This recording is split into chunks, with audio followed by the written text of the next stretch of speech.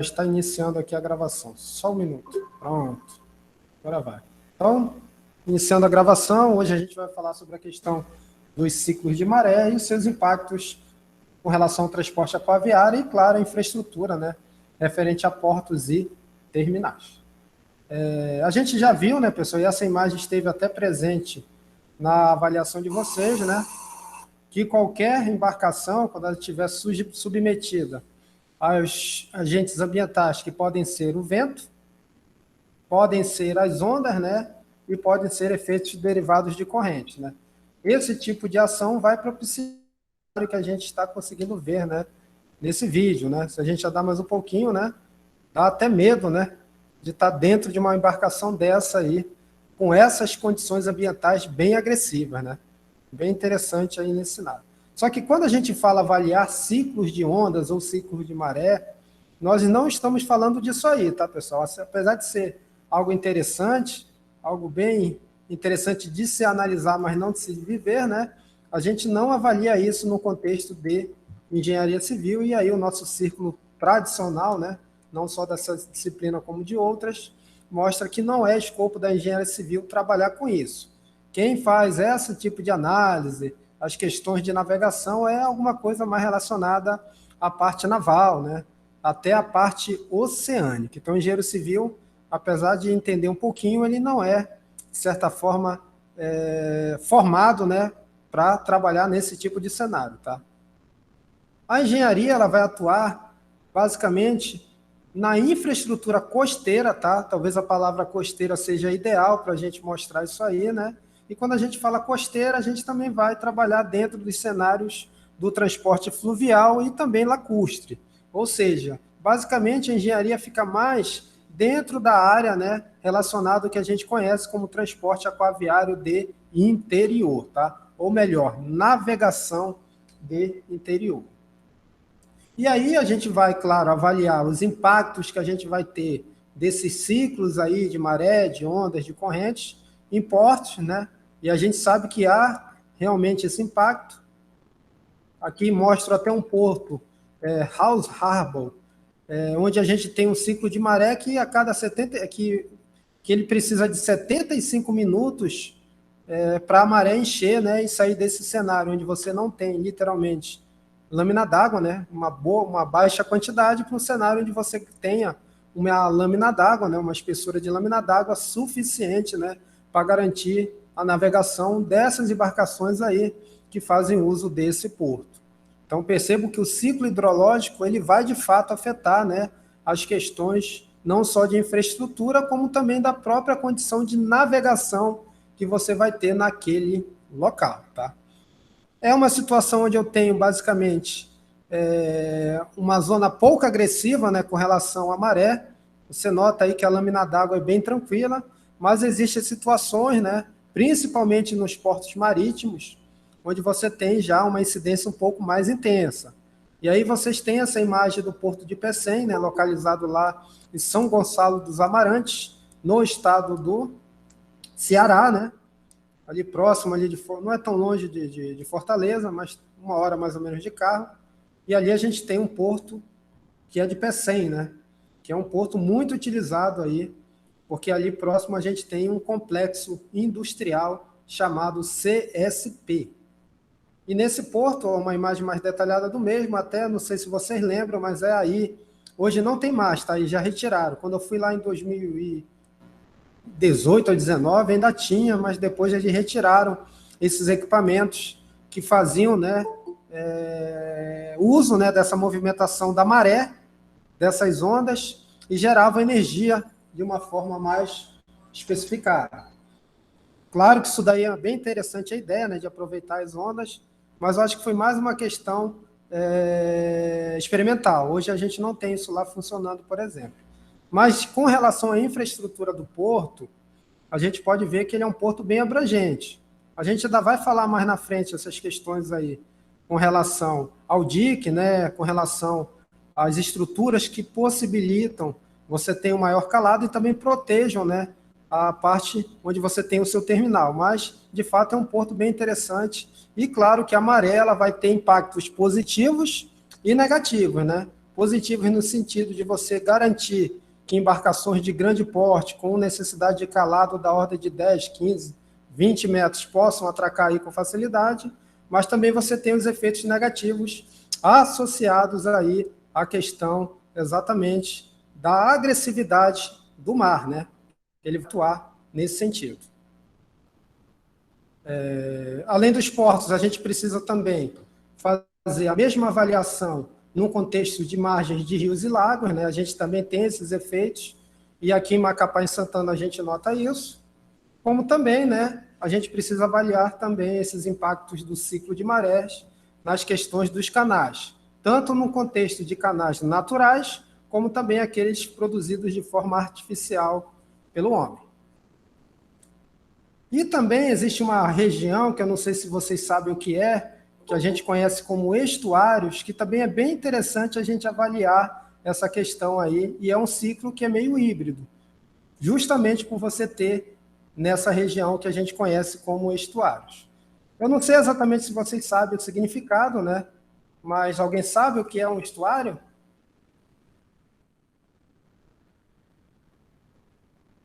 Alguém?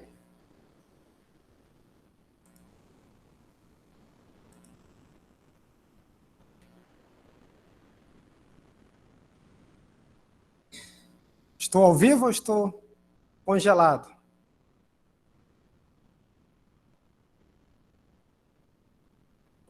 Deixa o pessoal entrando aqui. Dá um tempo para pensar, só que atender uma ligação aqui que é relativamente urgente. Já volto.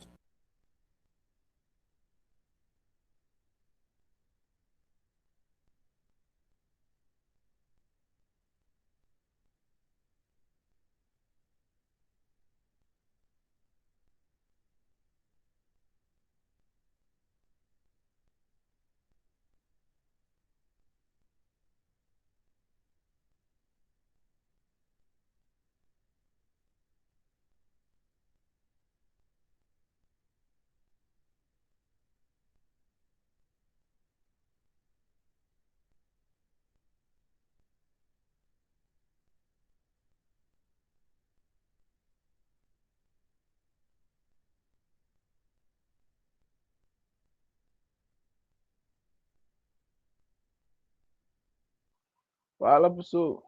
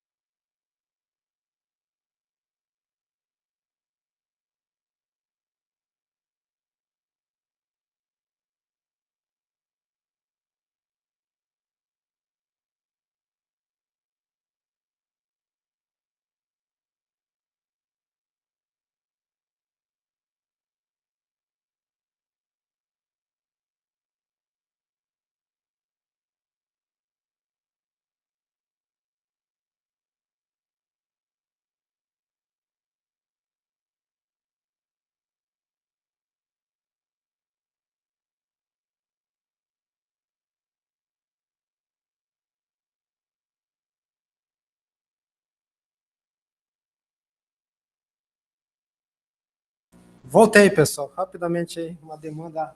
Vocês estão me escutando? Estamos.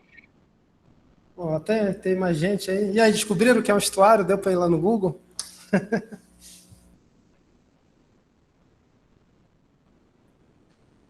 Alguém sabe? Ou desistiram?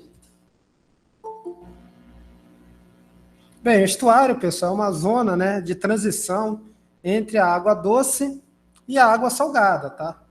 É uma região que a gente costuma falar, inclusive, né, que ela é meio híbrida. Inclusive, a questão da diversidade ecológica, ela é, de certa forma, afetada por isso. Está até interessante aqui, né, definido que é um ambiente aquático de transição entre rio e mar. Eu lembro que eu já pesquei em algumas regiões desse tipo, eu gosto muito de pescar, né? E aí tu encontra, dependendo da época do ano, claro que tu vai ter uma época que a água salgada ela vai adentrar mais ao rio, e outra época o rio leva, de fato, né, uma maior vazão e consegue empurrar, na época de cheia, claro, né, essa água um pouquinho mais para a parte litorânea. Então, ali você pode encontrar, inclusive, peixe de água doce e peixe de água salgada no mesmo local, né? A mesma coisa que você pescar um tucunaré e uma pirapema. Já pensou? No mesmo local é algo sensacional. E isso também interfere, voltando a falar da aula, né? Nessas questões aí de marés, tá? Porque esse ciclo é bem variado, porque ele tem influência tanto nos volumes devido à questão fluvial, né? Que você tem do rio, como também o próprio ciclo de maré, em virtude das questões mais litorâneas. Aqui em Macapá, aliás, melhor, no estado do Amapá, a gente tem muito isso, né, pessoal? É claro que a gente tem esse privilégio de ter o Rio Amazonas passando na nossa cara e também o oceano não muito longe, né? Então, um dos maiores estuários que a gente tem no Brasil, inclusive, tá? É esse estuário do Rio Amazonas, que ele engloba toda essa faixa aí que vocês podem perceber, né? Que alguns conhecem, inclusive, como boa parte, uma parte dele é cruzada pelo Canal Norte, né? A gente tem ali a questão do Curiá, tudo essa parte envolvida nesse estuário do Rio Amazonas, tá? Então aí o rio vem com a sua água doce, se mistura ali com a água salgada e você tem essa área aí, esse ambiente híbrido, né? Que é o estuário, tá? Dou destaque também, pessoal, uma região específica que é exatamente essa que está aqui em verde, ó. Não sei se vocês conhecem esse local, mas ali existe até uma vila, né, que é chamada Vila do Sucuriju, tá? Vocês sabem o que é uma sucuriju, né? Sim ou não? Não. Anaconda, alguma coisa desse tipo? Já viram? No bom sentido, tá?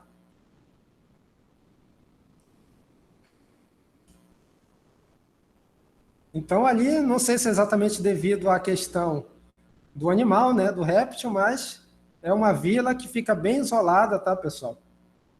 Ela é mais ou menos essa imagem não está tão desatualizada, ela fica ali literalmente sofrendo influência tanto do oceano, né, do mar, como também você tem o rio Sucuriju, né, que passa aqui na sua frente, aí você tem aí um exemplo clássico dessa zona de estuário. E dá para perceber que a maré, né, ela vai influenciar não só na navegação, mas na própria vida, né, no dia a dia dos seus habitantes, né, já que essa maré ela vai ter ciclos, e esses ciclos são bem variados devido à influência, tanto do mar como também do rio, tá?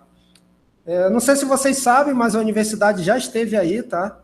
Fazendo alguns trabalhos, inclusive o curso de engenharia civil, ou melhor, o D7, que foi o curso de engenharia civil, juntamente com o curso de engenharia elétrica, foram aí. Eu acho que até algumas pessoas aí conhecem esses dois colegas que estão no barco, né? Dá para ver que a viagem é bem tranquila para lá, né? Vocês conhecem os dois?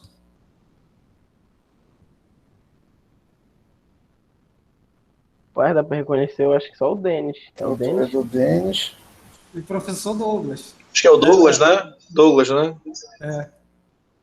Olha só o nível. Isso aí indo, tá, pessoal? Geralmente a viagem de volta é pior, né? Essa daí foi literalmente indo, né? E eles foram por dentro. Foi no Rio Sucuriju, né? Pegaram até um barco inteiro. Mas é uma viagem aí, não sei se vocês fazem algo mais hardcore, mas não é tão simples chegar lá e foi até meio enjoativo, né? Foi mais professor Rambo foi, professor Jair foi, ó. Eles foram fazer um trabalho relacionado, né, avaliar o estado dessas 3 torres. Não dá para ver direito, mas ali tem 3 torres, que tem lá em cima uma parte eólica, né, que pega um pouco desse vento que tem ali predominante e transforma energia, porque a vila hoje basicamente é gerador a diesel, né? Só que isso daí houve um processo, teve uma questão jurídica e o Ministério Público indicou o corpo técnico da universidade para ir lá e fazer uma avaliação melhor, tanto da estrutura metálica da torre eólica, como do próprio sistema que gera a energia, tá? Então, para ver a torre lá foram os professores de estruturas e de geotecnia também, né? E para ver a parte elétrica, os professores lá de engenharia elétrica, tá? Tem até, eu acho que foi bem interessante a participação de todos, a viagem nem tanto, tá? Então, pessoal, de forma geral, a gente já percebeu, né, que essas questões da maré vão influenciar positivamente e negativamente. Mas é importante que a gente entenda também as questões de nomenclatura, tá? E aí, se a gente avaliar em relação à linguagem técnica, tá, os elementos que compõem o trecho litorâneo, que é aquele que vai sofrer de forma mais intensa esses efeitos, a gente pode fazer a seguinte interpretação através de uma composição de margem. E aí aqui eu estou desenhando, ó, literalmente, o relevo, tá, pessoal? Isso daí é o relevo de um litoral. Toda essa faixa aqui eu posso definir, ó, como plataforma continental litorânea, tá? Geralmente isso daí é em média de 65 quilômetros, considerando os litorais brasileiros, aquela faixa mais próxima, que a gente tem, inclusive, a questão da cabotagem, claro que uma parte mais externa mesmo. Então, a gente tem essa plataforma continental, só que ela vai ter algumas nomenclaturas e vai ter algumas subdivisões. Quais são? Claro que o principal elemento que vai influenciar nisso nada mais é do que a própria maré, né? Então, quando eu tenho esse primeiro tipo de maré aí, pessoal, ó, que é uma maré que tem um menor nível, que geralmente a gente chama, inclusive, de nível de baixa mar ou de baixa maré, tá? Se eu tenho essa região bem definida, eu posso dizer que essa zona aqui, ó, que eu tenho, dessa parte que é um pouquinho mais plana, chegando até esse ponto onde eu tenho a máxima, aliás, a posição máxima da maré baixa, é o que a gente conhece tecnicamente como antepraia, tá? Além dessa zona, pessoal, quando eu tenho um novo nível de maré, que é exatamente a maré alta, ou melhor, usando o termo técnico, a pré-mar, aí eu tenho uma outra definição importante, tá? Essa distância que eu tenho do final da antepraia até lá o ponto onde eu tenho o nível da pré-mar, eu chamo de estirância, tá? É uma nomenclatura bem interessante que eu também não tinha conhecimento. Só depois da aula que a gente descobriu que era chamada dessa forma, tá? E além disso, pessoal, a gente tem também esse pedacinho aqui, que a gente chama de beira-mar, e lá, a parte mais alta, né, de um nome mais conhecido, é o que a gente conhece como falésia. Então, essa questão topográfica, que é impactada também com relação aos níveis mais baixo e maior da maré, também vão gerar o que a gente conhece como elementos típicos de um trecho litorâneo. E a gente até faz a pergunta, né, pessoal, aqui fazendo as definições antes disso, que a antepraia é a faixa na qual ainda ocorre movimentação dos sedimentos pelas ondas, situadas abaixo da baixa-mar mínima, né? Então, eu estou nessa região aqui, ó, ela ainda está abaixo, mas é uma faixa onde eu tenho ainda essa possibilidade de existir movimentação de sedimentos. O estirânceo já é uma faixa onde é predominante a ocorrência de oscilação de maré. E, claro, a beira-mar é aquela faixa limite atingida pelo movimento das ondas, tá? Aqui eu já tenho aquelas ondas espirrando, né?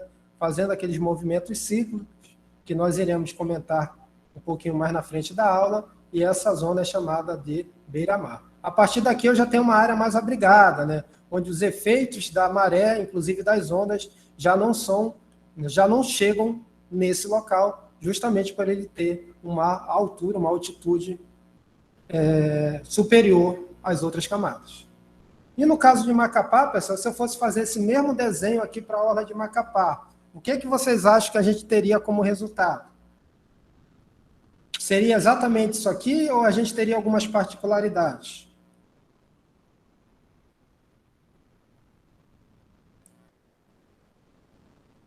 Vocês concordam que no caso de Macapá a gente tem basicamente dois cenários, né? cenários que eu falo máximos e mínimos, seria exatamente a nossa envoltória. O primeiro é esse, né, pessoal? Quando a maré está alta, inclusive a gente tem esse spray de água aí, né? Quem nunca correu na orla ali levou esse spray no seu ouvido do lado direito ou esquerdo, dependendo do sentido que você está correndo, né? Mas também a gente tem exatamente a condição extrema, né? Que é aquela que possibilita a galera do futilama praticar o seu esporte, né? E, Denilson, reza a lenda que antigamente o calçamento era diferente, não tinha espaçamento. Aí reza a lenda que quando tava a maré alta, virava os carros que estavam estacionados ali na orla. Alguém presenciou isso? Interessante, eu não tinha essa informação. Meu tio contou que ele já viu, mas ele tava no bar, então não dá pra levar muito a sério a palavra de bêbado. Não dá para confiar, né? Mas essa questão de chegar a atingir veículos, né? Atinge, mas é mais o spray. Se a calçada era mais para cá, né? Mais para a parte interna, então provavelmente ali a gente teve um aterro, né? Se isso ocorria antes, essa zona foi aterrada. Mas eu não tenho essa informação, tá? Aí a gente teria que confirmar aí com os nossos pais ou nossos avós aí, que tem uma ideia geral de como era antes a orla de Macapá. Então a gente tem essas duas situações extremas, né? Uma onde você tem aí literalmente lama, né? E a outra, né? Não dá para falar que é areia, né? É lama, tanto que é futilama, e a outra, a maré alta, né? Esse ciclo ocorre, pessoal, mais ou menos em quê? Durante um período de quanto tempo? Mais de 60 minutos, com certeza, né? Senão não dá para fechar um campeonato de futilama, né? Qual é o período aí de maré que a gente tem variando aí na orla de Macapá? Quanto tempo?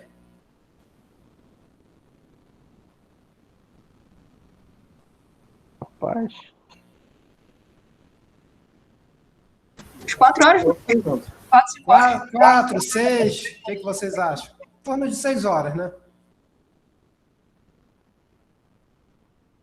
Isso é justificado, né, pessoal? Se a gente fosse fazer uma batimetria, né, ou uma topografia, pelo menos dessa parte aqui mais rasa, porque não teria água, né, a gente consegue justificar essas questões de Macapá, né, fazendo exatamente essa mesma imagem, né? A gente tem aqui, ó, primeiramente a nossa nova topografia, né, e percebam que ela tem uma planicidade mais acentuada, né? Ali eu estou fazendo o muro de arrimo da cidade, tá? Isso aí é chute. Na verdade, eu nem sei se esse muro de arrimo é estaqueado, conforme está representado aí da imagem do lado esquerdo, né? Eu acho que é, né? Não sei se é fundação direta, não. E aí a gente teria esse nível da baixa-mar, né? Que é exatamente aqui a situação do futilama. E nós teríamos também, né? O nível da pré-mar, que vai chegar lá, ó, vai bater, exatamente lá, próximo à cota maior ali, a cota máxima que a gente tem próximo, inclusive, da superfície, né? Do muro de arrimo, né? Por isso que chega lá e molha você que está correndo na pista lateral da orla. Então, é o mesmo conceito, os mesmos nomes, tá? Só que em função da diferença de relevo, né? Comparando o que eu esquematizei aqui em cima, com o que eu tentei representar como sendo a orla de Macapá, né? A gente tem essas características e é por isso, né, que a nossa maré baixa literalmente é 0, né, de nível d'água, pelo menos nessa parte aqui, que a gente tem mais próxima da orla. Certo, pessoal? Isso aqui vocês já imaginavam, né? Que essa topografia era assim, né? Sim ou não?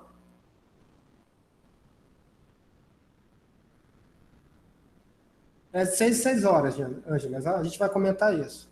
Isso vocês já conheciam?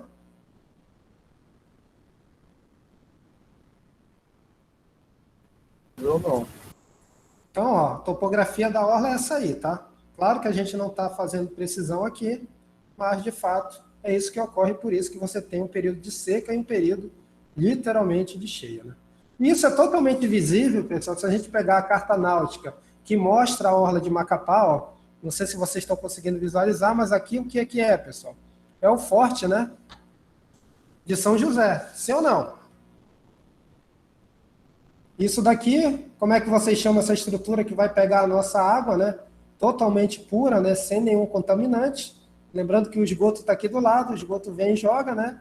Aí você tem aqueles efeitos de mistura, né? Devido a exatamente a maré, vai e volta, e aí você novamente suga e passa lá pela Caesa, que é o melhor tratamento de água do mundo, e você abre a água da torneira e faz o seu café de todo santo dia, né?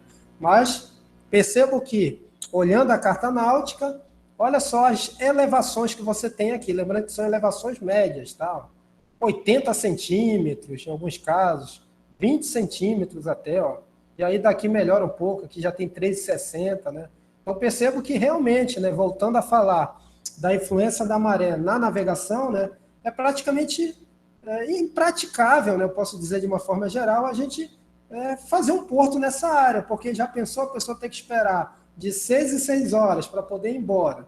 Às vezes você tem um compromisso, esse ciclo ele não é estático, ele é dinâmico, vai depender da Lua, como a gente vai ver. Então tudo isso torna, né, e foi até uma questão que caiu na prova de vocês, inviável tecnicamente a gente pensar num porto aqui, né, sem mexer nessas questões de maré, no sentido de tentar ter uma lâmina mais frequente, que de fato até poderia ser possível, mas tem que investir em algumas infraestruturas para isso. Mas realmente é meio inviável a gente trabalhar com portos nessa região, a gente até tem alguns, né, mas essas dificuldades são totalmente, né, influenciam totalmente na sua operação, né. Essa zona aqui, pessoal, que vocês estão vendo na cor branca, ó, geralmente quando você vai lá na orla de Macapá, senta lá num daqueles quiosques, né, o pessoal mais elitizado vai para o João do Camarão todo dia, e aí vocês veem aqueles navios lá todo dia, lá, bem longe, exatamente nessa região onde eu já tenho, ó, profundidade 19, 21,5, 31, que é a região onde eu tenho o fundeio permitido, tá? Que é onde a embarcação pode parar e fazer o seu fundeio, ok? E aqui é um canal, tá? Que é utilizado geralmente para navegação de menor porte. Percebam, né, pessoal? Vocês estão conseguindo ver essa região aqui, já até aproveitando a carta náutica, ó. Aqui o que eu tenho? Uma região de menor profundidade, né? Ó. Aqui eu tenho 5 e pouco, aqui já cai para 4, aqui era 9, caiu para 4, né? Isso daqui tem a cara de o quê, pessoal? Essa região aqui que está em destaque. O que vocês acham que tem aí? A gente já comentou isso em sala. Alguém arrisca?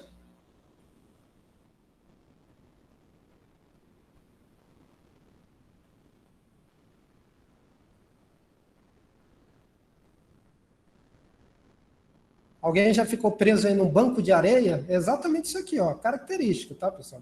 Uma região ali bem pequena, né, mas com baixas profundidades, aqui eu tenho um banco de areia, e essa região ela é negativa com relação à navegação. Quando a gente avalia agora, a gente está avaliando o litoral, quer seja questão de mar, como também do Rio Amazonas, tá? Quando a gente vai analisar canal em relação a essas questões de maré, tem algumas particularidades que você não tem no litoral. A principal delas é que o canal você tem que avaliar ambos os lados. E a área operacional do canal ela vai ser dimensionada, né, a sua largura efetiva, em função exatamente dessas características. Percebo que nessa área operacional do canal, aí você tem algumas condições que tem a ver com a variação. Ó. Percebo que você tem variações de pré-mar, de baixa-mar, né? Aí você tem aquelas águas que são consideradas operacionais, tanto que o calado máximo ele não fica, né, mais abaixo que essa linha, ela tem que ficar dessa linha até o nível de pré-mar, e logo abaixo das águas operacionais você tem as que são conhecidas como águas não operacionais, que devido às suas circunstâncias, né, até um relevo acidentado, por questões de segurança, você evita navegar nessas regiões. Olhando à direita e à esquerda, a gente consegue perceber também as possibilidades de avanço, né, das estruturas portuárias com relação ao canal. Como você precisa ter um calado maior, você precisa avançar a sua estrutura até chegar num ponto, né, que você consiga chegar nessa condição. Tanto aqui do lado esquerdo, que você precisou avançar pouco, né, como também aqui do lado direito, onde o avanço, né, em função da topografia do canal, né, é maior. Tá? Então percebo que quando a gente avalia canal, nós temos que avaliar ambos os lados, e em função da topografia, geralmente eles são assimétricos. E ele até define bem aqui embaixo, a inclinação do relevo do fundo aquático e as variações de maré determinam o avanço necessário para as edificações portuárias alcançarem as águas operacionais. A gente também precisa definir agora, né, a gente falou muito dessa questão da influência, né, Mas para tentar mensurar de fato essa influência, a gente precisa entender quais são esses agentes ambientais, né? E a gente vai falar um pouquinho dessa definição agora, que vão gerar essas questões de ciclos, tanto de ondas como de maré e também correntes. E o primeiro deles, pessoal, é o que a gente chama de onda, né? A imagem é bem ilustrativa.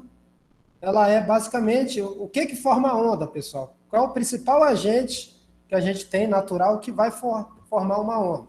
A imagem já fala por si. Qual é?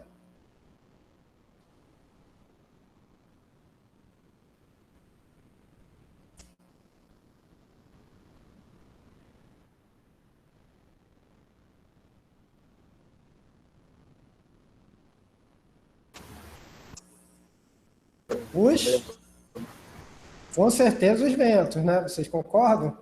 E a gente até pode definir, né, as ondas como sendo exatamente aquelas ocorridas em função das perturbações, né, dos ventos. O que acontece? Os ventos atuam na parte mais superficial da lâmina d'água, né, produzindo as ondas que variam de movimento cicloidal para trocoidal, de acordo com as mudanças de contexto no lugar geográfico. Tá? Não sei se é claro para vocês o que é o movimento cicloidal e o que é o movimento trocoidal, mas seria algo desse tipo aqui, ó, tá? Vou tentar ilustrar para vocês. A gente tem um GIF em cima o ciclo, embaixo o trocoidal, e aí dá para ter uma ideia, né, em relação às suas diferenças, tá? E essa questão de você ter essas duas possibilidades é que tornam, né, a questão da maré meio que imprevisível. Da maré não, desculpa, das ondas. Percebo que as suas alturas são variáveis, né? Isso vai depender muito do local, do relevo, inclusive, do fundo do mar ou do rio, né? Mas existem locais, não sei se vocês conhecem Tiahupu, tá? É um local que a gente tem ondas da ordem de 30 metros, né? Tanto que uma etapa de surf lá do circuito mundial é lá, né? Uma das mais bonitas de se ver. Os brasileiros são feras, né? Quando a gente fala de ondas grandes, né? Carlos Burley, outros aí que se destacaram nessas questões de surfar aí em ondas grandes. E claro, pessoal, a gente está avaliando o elemento onda, mas a gente sabe, conforme a gente já falou, que para um projeto de um porto, o importante é conseguir dissipar a energia das ondas antes que as mesmas atingirem as estruturas portuárias. Claro que isso nem sempre é possível, né, pessoal? E nesse caso, quando isso não é possível, leva-se em conta a chamada onda de projeto, que deverá ser suficiente para o dimensionamento das estruturas portuárias face à exposição aos fenômenos de empinamento, refração, difração, reflexão, ressonância e arrebentação gerados pelas ondas. Então percebo que é um efeito dinâmico, tem toda uma particularidade, tá? A gente consegue, de fato, transformar essa onda aí num carregamento, que pode ser dinâmico ou estático equivalente, mas não é assunto para a área de transporte aquaviário. E também lembrando que elas podem ser classificadas em função do seu período, que é o tempo que ela vai durar, a onda, né? E, claro, do seu elemento de origem. E aí a gente tem ondas capilares, né? De curta duração, ó, menos de 1/10 de segundo, tá? Geralmente é um vento local. Você tem as ondas de gravidade, que são as que a gente vê com maior frequência, né? De 1 a 20 segundos, né? Que o vento é o principal elemento de origem. Você tem os seixos, que duram um pouco mais, né? Essa galera do surf adora essas daí, a ordem de 5 a 30 minutos. E aí tem diversos elementos que podem dar origem à mesma, né? E aquelas que a gente nunca quer ver, né, pessoal? Só em filme. Que são os tsunamis, que duram de 15 a 60 minutos, né? E o seu principal causador são as falhas sísmicas, né? Ou melhor, né? Os maremotos ou terremotos que ocorrem, né? Dentro principalmente do oceano. E também temos algumas que a gente conhece também, elas são mais contínuas, tanto que eu já estou chamando elas de maré, tá? Que é o que a gente vai estudar de uma forma mais direta no curso, né? Na aula de hoje principalmente, são aquelas mais contínuas, que duram de 6 a 24 horas, né? E basicamente elas têm origem astronômica. Quando eu falo astronômica, elas têm a ver com os astros. E a gente vai ver que o principal deles, literalmente, é a Lua. Ok, pessoal? Todo mundo já sabe o que é uma onda capilar de gravidade, seixos de tsunami, eu acho que vocês já conheciam, né? e ondas de maré, né? Eu não sei se é de conhecimento de vocês, mas é totalmente factível você entender se vai ocorrer um tsunami ou não, se você estiver numa praia. O que acontece antes do tsunami com a água do mar? Alguém sabe?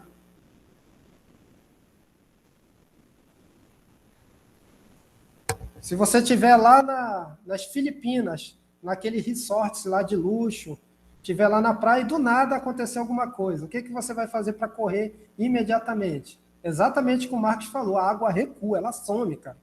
Aí você vê que beleza, olha só. Do nada, depois de um tempinho, você vê aquela onda gigantesca, né, vindo em sua direção, e aí é rezar. Tá? Mas é exatamente isso, a água recua justamente devido ao cisalhamento que ocorre geralmente nessas placas de efeito de cisalhamento. Aí você tem, literalmente, primeiramente, um recuo do volume, né, devido a essa questão do fundo, né, do mar, do oceano, ele literalmente sofreu um recalque, e depois esse efeito gera um reboliço e forma o tsunami. Tá? É bem interessante aí vocês, se puderem depois de entender melhor esse mecanismo, é bem interessante, mas ao mesmo tempo trágico.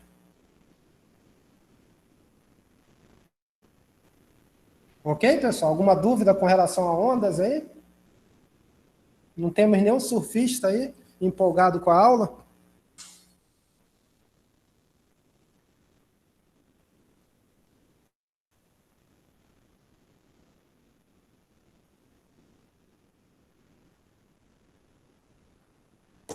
Todo mundo cansado, final de semana.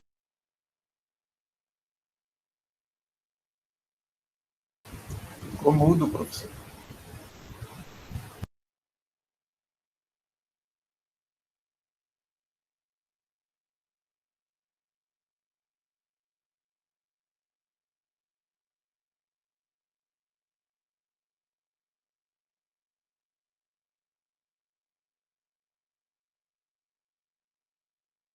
Acho que cai. Voltei aqui, tá? Tava mudo. Ok, pessoal? Não, não caiu não. Tá ruim a internet aqui, mas nem para tanto. Perguntas, então, nenhuma, né? Vamos seguir aqui. Outra definição importante, pessoal, que é uma espécie de onda, só que vocês já viram que é uma onda que vai durar um pouco mais de tempo, né? Horas por sinal, é o que a gente conhece como maré, que é o principal objeto de estudo que a gente tem que rastrear, identificar e conhecer suas características quando a gente trata de infraestrutura portuária, né? E também infraestrutura e condições de navegação, tá? A maré é exatamente isso que a gente está vendo aí, que a gente tem, inclusive, na orla de Macapá, nessas variações bruscas de nível, né? Onde a gente tem a beira-mar, aliás, a baixa-mar e tem a pré-mar, tá? Então, a gente pode definir de uma forma mais técnica que as marés são os movimentos oscilatórios do nível do mar que se repetem com longos períodos, tá? Com períodos longos. Esses movimentos são observados em quase todos os pontos dos oceanos e em bacias comunicantes.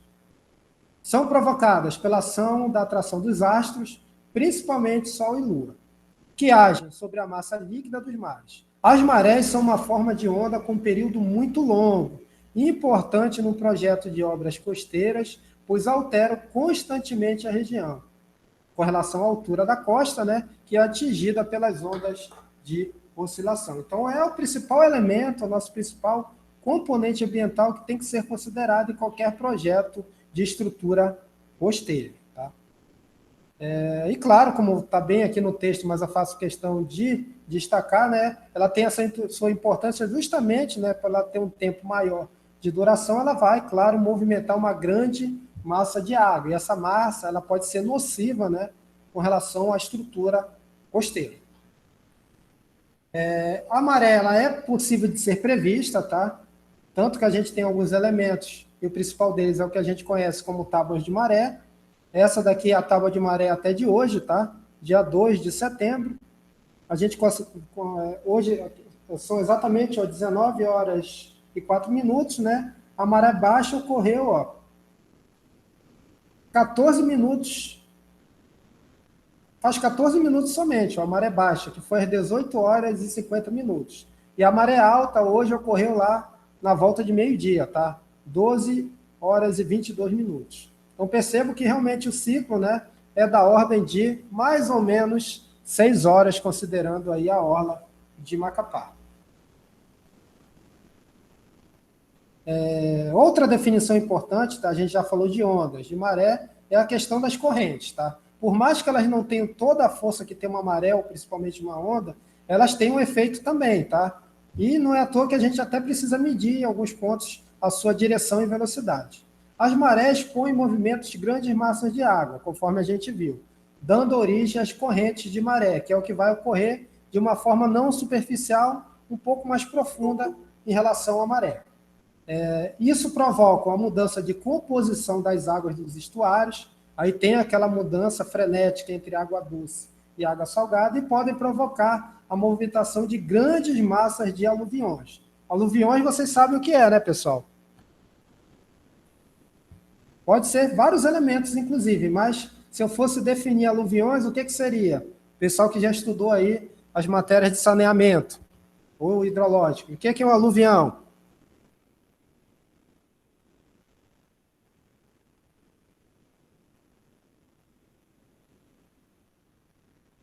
O professor Regis entrou na sala e perguntou o que é aluvião valendo 10 pontos. Aluviões, pessoal, são matérias orgânicas, tá?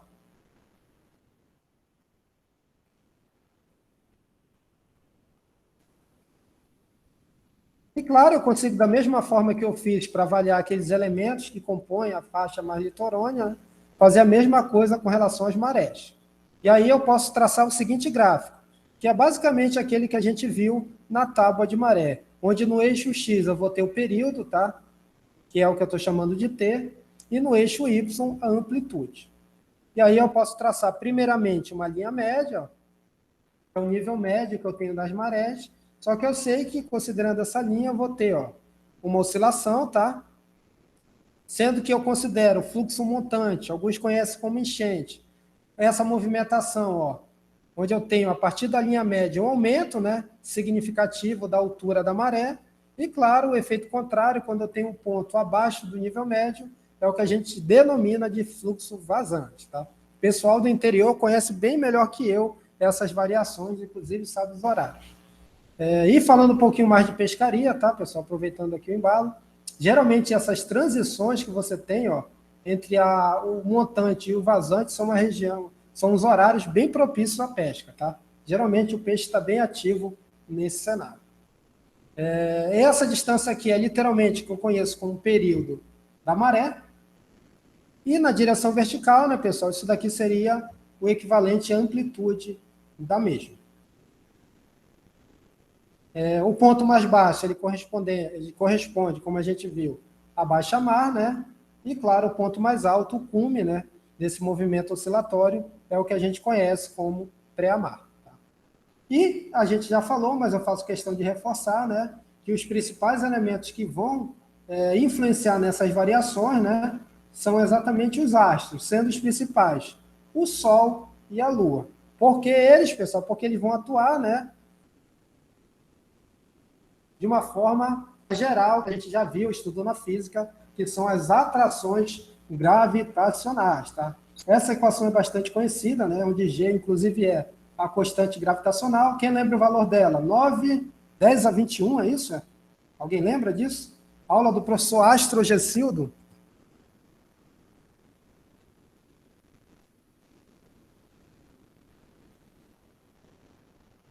Interestelar, alguém lembra aí do valor de G aí? Eu sei que é um valor bem grande, né? Essa constante é gigantesca. E considerando esses dois astros, pessoal, qual é que vocês acham que vai influenciar de uma forma mais efetiva na maré? O Sol ou a Lua? Por quê?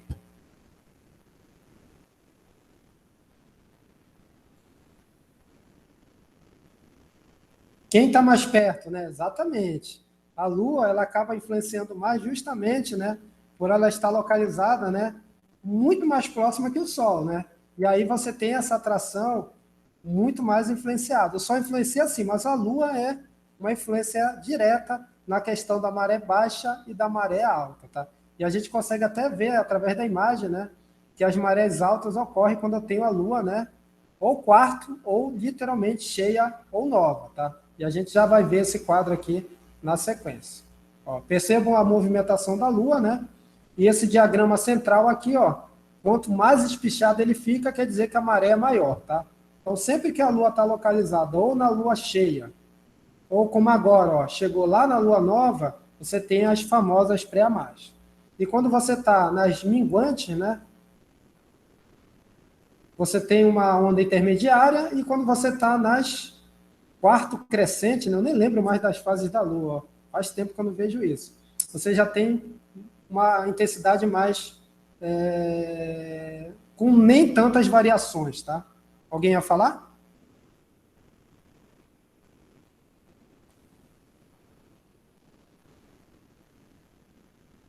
Então, é importante, né? Vocês, isso daqui até, de fato, né, para quem faz uso da navegação, é muito importante essas questões aí de identificar essa influência, tá? Aqui eu tenho uma visão mais de engenharia, né, que é entender o comportamento das ondas ao longo do tempo, e a gente consegue perceber que as amplitudes máximas, elas vão ocorrer principalmente aqui na minha lua cheia, ó. O pico dessa função aqui, maré, que é uma onda, né, e eu estou no eixo X, relacionando o tempo, isso daqui é o que a gente chama de time history, tá? É um gráfico bem utilizado em engenharia, só que ele está representando a onda. Percebo que as amplitudes serão máximas na lua cheia. Tá? Existem várias teorias que mostram isso, tá, pessoal? Não é feitiçaria, tá? Não é nada disso, existe toda uma forma de você representar, só que são teorias que algumas têm falhas, tá? São teorias até antigas. Algumas delas, pessoal, alguns conhecidos que trabalharam e estudaram a maré. Isaac Newton, em 1687. Laplace, ó, pessoal, que avaliou uma teoria dinâmica para entender o comportamento das marés.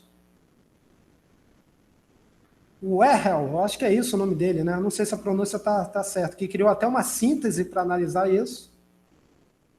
E Holly Harris, não consegui achar o rosto deles, tá?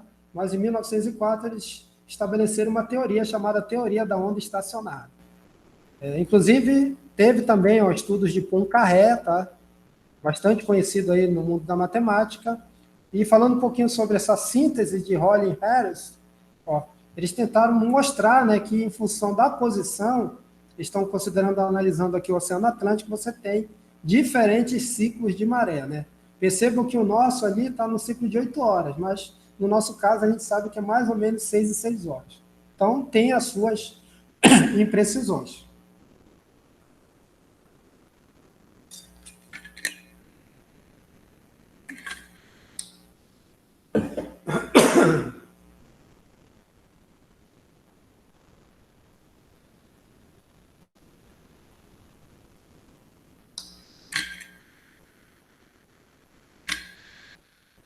Devido a essas imprecisões, pessoal, a gente precisa instrumentar e fazer algumas medições, tá? Não dá para confiar só na tábua de marés e nem naquelas teorias que a gente viu no slide anterior. Então, é muito comum que em alguns locais, eu estou até pegando aqui alguns locais que ficam na área da região do Marajó, né, da Baía do Marajó, você tem estações maregráficas, tá? Onde você consegue obter tanto a questão do regime de maré, né, medir, inclusive, né, isso, como também dados de vazão. E aí tem vários casos aí, um deles bem tradicional é um que fica lá no Estreito de Breves, tá? Geralmente essas estações, elas têm, além dos equipamentos, alguns elementos que a gente utiliza na topografia, como um medidor geométrico, né, de nível geométrico, para verificar se há alguma distorção nos resultados, mas existem outros sistemas que trabalham de uma forma mais artesanal, no sentido de medir literalmente, né, fazendo uso daquelas equações da hidráulica, né? Vocês lembram de Bernoulli? Eu acredito que sim, né? Claro que isso tem que ser georreferenciado, e nesse caso aqui, ó, está sendo através desse RN, que é o nível de referência. Existem também estações mais modernas que já fazem essa medição de uma forma mais automática, inclusive não depende de energia na forma de energia convencional, precisa de fios elétricos, pode ser um sistema fotovoltaico, né? Aqui até um exemplo disso, ó, tem um painelzinho lá, e aqui tem uma estrutura bem interessante, né? Umas treliças que são utilizadas para estruturar esses equipamentos que fazem a questão da medição, né? Mas aqui no Amapá a gente tem essa estação, né, que eu achei na internet, que ela fica localizada lá no Igarapé do Grande Curuá, no estado do Amapá, tá? E ela faz a medição ali na parte mais costeira e, claro, faz uma extrapolação também para o mar com relação a pré-mar e a baixa-mar.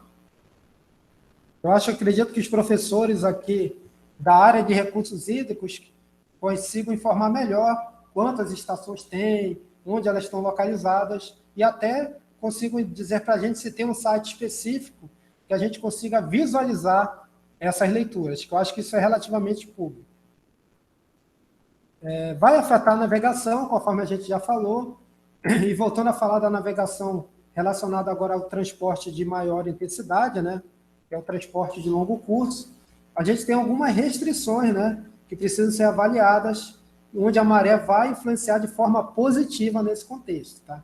Então, existe até um trabalho bem interessante, né, que é avaliar a restrição do calado dinâmico na Barra Norte, que é essa região aqui, ó, 2 principalmente, do Rio Amazonas, né, analisando exatamente as marés de passagem dos navios. Tá? É um trabalho feito, elaborado pelo Leonardo Pelasmin, lá da UFRJ, mas eles trabalharam com informações da nossa região. Eles fizeram um trabalho bem interessante, tá? Cada pontinho desse é uma embarcação, uma trajetória de uma embarcação, ó. Eu percebo que você tem vários tipos de trajetória, não tem uma única, né? Você pode ter diversas, e aqui dá para ver essa canalização, ó. E aqui você começa a ter um espraiamento.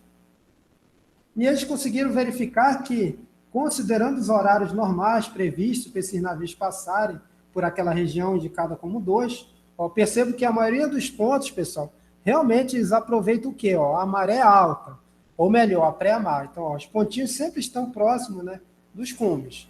Nem toda hora você tem isso. Ó, tem alguns pontinhos aqui que estão na faixa mais baixa, talvez sejam embarcações que não requeram um calado muito grande, né, para navegar, mas as de carregamento maior, com certeza, vão, de alguma forma, tentar chegar lá naquele ponto, né, que é esse ponto 2, né, quando eu estiver literalmente na minha pré-mar. E a gente sabe que isso é cíclico, isso é dinâmico, a própria questão do fundo do mar muda, né, a gente tem movimentações lá embaixo, então é bem interessante a gente ter estudos, talvez a gente até desenvolva futuramente alguma coisa aqui na universidade, no sentido de, através dessas informações, conseguir rastrear melhor algumas rotas aí, considerando as variações de maré que ocorrem nessa região.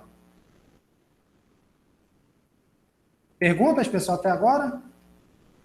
A internet está ruim para todo mundo, né? Hotwell, não, Hotwell, né? Alguma pergunta? Não, professor, pode seguir. Seguir o barco? Ou melhor, o navio, né? Então, falamos de uma forma geral e a gente fecha a aula de hoje, né, falando de infraestrutura adequada para contenção. A gente volta lá para a parte costeira ou dissipação de marés. Tá? Existem vários tipos de estruturas. As mais tradicionais são os famosos muros de arrimo, né? Mas eu queria mostrar algumas que têm uma extensão maior e são bem interessantes da gente avaliar. A primeira delas, pessoal, é esse tipo de estrutura aqui. Não sei exatamente como é que vocês conhecem a mesma, né? Como é que vocês chamam esse tipo de estrutura? Tem lá em Fortaleza, tem no Rio de Janeiro, tem em vários lugares, principalmente no Nordeste, tem muita, né? Qual é o nome dessa estrutura aí? Quem não sabe, tá, pessoal? São o que a gente chama de moles, tá? São elementos formados através do enrocamento, né? Que é a composição de várias pedras, ou não, né? Artificiais ou naturais, tá? Aqui dá para ver que não é muito natural o que está aqui, né? Mas foi formado. E elas são utilizadas justamente, né, para você quebrar a intensidade da maré. Tornar essa região a jusante da mesma, né, mais tranquila de se navegar e proteger as estruturas que estão nessa posição protegida. Tá? Então, geralmente, a gente pode definir como sendo paredão que se constrói nos portos de beira-mar ou nas orlas, né, em forma de cais, para protegê-los da violência das águas, que é exatamente a ação de ondas e marés. A gente tem como característica principal elas apresentarem obrigatoriamente uma parte delas ligada à costa, né? E essa parte aqui mais externa, que a gente está vendo aí, lá em cima na imagem planta, né, do mole, é o que a gente chama de cabeço, tá? Então, essa parte aí mais arredondada que a gente tem lá na parte mais externa do mole. Primeiro tipo de estrutura. Diga. Se o senhor não fala, eu ia falar enseada, porque parece muito uma enseada. Assim. Não é, tá? Isso daí é uma, isso aí foi construído, tá? Pois é, mas a enseada não é uma entrância na Ela é, mas área. geralmente a enseada ela tem um aspecto mais natural. A própria topografia do local permite isso. Como a gente tem no Rio de Janeiro lá, a enseada de Botafogo, né? Certo? Mas aí é algo mais artificial. Como a gente está avaliando o elemento, que é exatamente o que está sendo destacado na imagem, a gente tem que chamar de moles, tá? Ok? Mas ela tem a mesma função da enseada, só que ela é artificial, né? Ela foi colocada aí. Além dela, pessoal, ó, aqui é mais um exemplo aí, ó, esse daqui em Porto de Suape, tá? Lá em Porto de Galinhas. Aí a gente tem uma estrutura mais híbrida, aqui já tem literalmente o quebra-mar, tá? Aqui eu tenho mole, aqui eu tenho quebra-mar já, tá? A gente vai discutir mais na frente. E outro aqui lá no Porto de Rio Grande, também um porto com bastante demanda, né? Utilizado com muita frequência no Brasil. Além dos moles, pessoal, a gente também tem uma estrutura que a gente conhece como dique, tá? Cuja principal particularidade dela é que ambas as extremidades estão ligadas à costa. E aí eu tenho até como exemplo, eu dou como exemplo o dique do oeste do Porto de Valença, né? Que a gente tem aonde na Espanha. E, por fim, com relação às grandes estruturas, a gente tem também os conhecidos quebra-mares, tá? Esse daqui é o que a gente tem lá do Super Porto do Açu, localizado lá em Barra de Miriti, no Rio de Janeiro. Aqui uma imagem mais, uma boa resolução dessa estrutura, ó. Bem interessante. Aqui é o de Porto de Pecém, que a gente até comentou lá na frente da aula. E aqui um modelo reduzido, que foi feito lá no UFRJ para simular e entender melhor os impactos positivos dessas estruturas com relação à proteção da parte mais costeira e da melhora do nível de navegação. Lá eles têm um laboratório de estruturas oceânicas, lá na UFRJ, bem interessante, dá para fazer várias simulações em pequena escala. Tá? Quando vocês forem no Rio de Janeiro, dê uma passada lá e conheçam lá o laboratório de estruturas oceânicas. Na minha época era o SEMPES, eu cheguei lá algumas vezes, bem interessante para se conhecer. Com relação à estrutura transversal desses elementos, né, a gente viu muito em formato final, mas geralmente eles são feitos de enrocamento, tá? Que é justamente a justaposição de pedras, tá? De diferentes origens. Mas eu posso ter também uma composição mais heterogênea, no sentido de ter um núcleo mais reforçado, né? E depois fazer outras camadas com granulometrias mais abertas, que é exatamente o que a gente está vendo aí na imagem, um enrocamento de várias camadas. Além desses, a gente pode também ter um quebra-mar híbrido, tá? Onde o centro, o núcleo, é preenchido de areia, né? E a parte mais externa é literalmente de concreto armado. E também, claro, um misto entre enrocamento e a parte mais central em concreto armado. Podemos ter também, pessoal, como é o caso da imagem, quebra-mares flutuantes, tá? Em concreto armado, inclusive, tá? Professor, o concreto está flutuando? Sim. Mais detalhes a gente pode comentar na frente, mas temos sim. E, claro, além dessas obras maiores, a gente pode ter os tradicionais muros de aproximação, né? Que pode ser paredes de estaca-prancha e outras estruturas, tá? Ou até emissários, que são elementos flutuantes, que têm por objetivo reduzir o impacto e a energia das marés na parte mais costeira, tá? Tem vários tipos de muros, daria para passar uma aula inteira falando de cada um dos tipos. Tá? Aqui é o que a gente conhece como bag wall, bastante utilizado aí ultimamente. Tem um enroncamento, professor. Muito utilizado também. Enrocamento, gabião, tudo isso é utilizado, de fato. Tanto em soluções de muro de arrimo em terra, como em soluções costeiras. Concordo plenamente. Trouxe algumas diferentes, como o caso do bag wall, né? E é isso, pessoal. Alguma pergunta?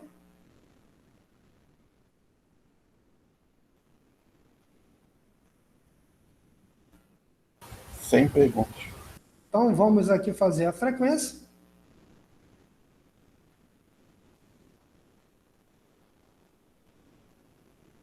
Pegue a palavra. A palavra é moles, tá? Em homenagem à nossa primeira estrutura lá de contenção, moles no plural. E quem, claro, já colocaram o nome aí na frequência, está liberado.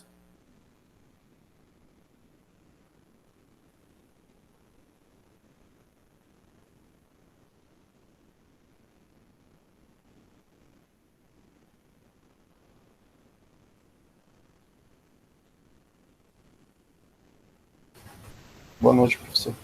Boa noite a todos vocês. Boa noite, professor. Até a próxima. Até a próxima.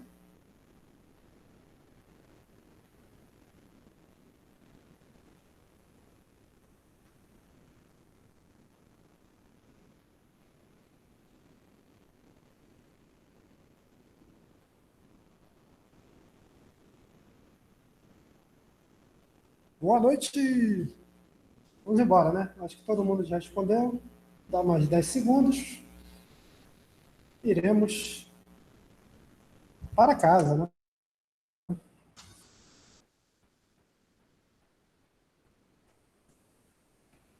Não podemos dar mole, né, pessoal?